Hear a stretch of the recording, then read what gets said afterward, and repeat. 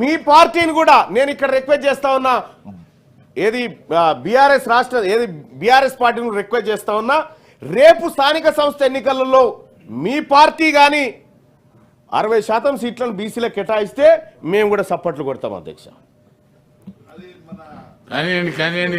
Sir please please అది చేద్దాం, మీరు కూడా ముందుకు రావాలి. అయితే అధ్యక్ష ఇక్కడ రిజర్వేషన్ పెంచే విషయంలో సుప్రీంకోర్టు దగ్గర కొన్ని హార్డిల్స్ ఉన్నాయి అధ్యక్ష.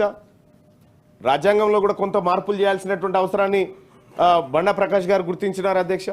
మేము కాదంటలేం, కానీ నేను మా పార్టీకి కూడా రిక్వెస్ట్ చేస్తా ఉన్నా అధ్యక్ష, ఎట్టి పరిస్థితుల్లో 42% మించిన ప్రజాప్రతినిధులనే మనం చట్టసభల్లో చూపెట్టాల్సినటువంటి అవసరాన్ని నేను తమరి ద్వారా మా నాయకత్వానికి కూడా తెలియజేస్తా ఉన్నా అధ్యక్ష. ఎందుకంటే మనం ఒక భరోసా ఇచ్చినాం అధ్యక్ష, మనల్ని నమ్మినారు, మనల్ని నమ్మి ఓటేసినటువంటి సందర్భంలో మనం ఖచ్చితంగా ఆ మాట నిలబెట్టుకునే విధంగానే ముందుకు పోవాలి అధ్యక్ష.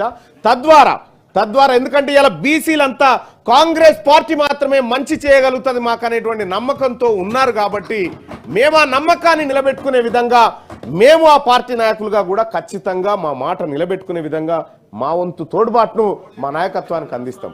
అలాగే అధ్యక్ష ఇవాళ చేస్తా అధ్యక్ష, మేము దేశవ్యాప్తంగా కులగణన చేయాలంటే మాత్రం భారతీయ జనతా పార్టీ ఒప్పుకోదు అధ్యక్ష. భారతీయ జనతా పార్టీ అధికారం ఎన్డీఏ కులగణన చేయడానికే వ్యతిరేకంగా ఉన్నారు, రిజర్వేషన్లు పెంచడానికి వ్యతిరేకంగా ఉన్నారు అధ్యక్ష. కానీ కొన్ని రిజర్వేషన్లు మాత్రం ఎలాంటి చర్చలు లేకుండా రిజర్వేషన్లు పెరిగిపోతా ఉన్నాయి. ఇవాళ ఇక్కడ ఈ చట్టసభ నుంచి దేశవ్యాప్తంగా వెనుకబడిన తరగతులకు సంబంధించినటువంటి వాళ్ళ తలలు కులాలుగా లెక్క పెట్టాల్సినటువంటి అవసరాన్ని కాంగ్రెస్ పార్టీ గుర్తించే మా ముఖ్యమంత్రి గారు రేవంత్ రెడ్డి గారు ఇది ఆదర్శంగా ఉండబోతుంది దేశానికి, ఈ నమూనానే జరగాలనేటువంటి మాట చెప్తా ఉన్నారు అధ్యక్ష. ఇప్పటికైనా ఇక చాలు అధ్యక్ష. భారతీయ ఏది పేరే వస్తలేదు నాకు, బీఆర్ఎస్ భారత రాష్ట్ర సమితి, సారీ ప్లీజ్ సరే బీఆర్ఎస్ పార్టీ సరే కొంత భారతీయ జనతా పార్టీ అంశం వచ్చినప్పుడు అలా కొద్దిగా బాధపడతా ఉన్నారు. కానీ సరే మీకు ఉండవచ్చు బాధ, ఎందుకంటే మీకున్నటువంటి ఒప్పందాల మీకున్న ఏమన్నా నాకు అవసరం లేదు. కానీ భారతీయ జనతా పార్టీ కూడా మీరు కలిసినప్పుడు మాట చెప్పండి, బీసీల అంశం చర్చకు వస్తుంది, 50% రిజర్వేషన్ పెంపు విషయంలో మీరంతా కూడా సహకరించమని మా తోటి మిత్రులకు మీ అధినాయకుల ద్వారా ఎట్లా కలుస్తారు కాబట్టి ఒకసారి పోయి ఒక మాట చెప్పి బీసీల విషయంలో బిల్లు పెంచి 50% స్లాబ్ను ఎత్తేయాలి.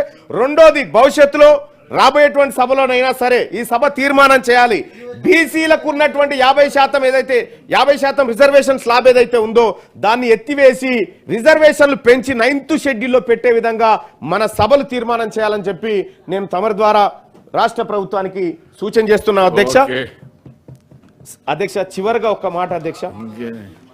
చివరిగా ఒక మాట, ఈ విలీనమైనటువంటి గ్రామ పంచాయతీలో పెద్దలు కూడా చాలా మంది చెప్పినారు అధ్యక్ష, ఉపాధి కోల్పోతున్నారు అనేటువంటి మాట చెప్తా ఉన్నారు అధ్యక్ష.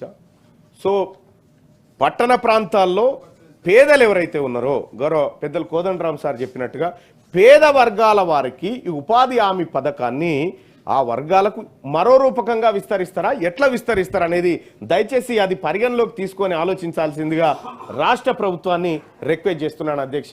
ధన్యవాదాలు. ఈ 3 బిల్లులకు సంపూర్ణమైన మద్దతు ముగిస్తున్నాను అధ్యక్ష.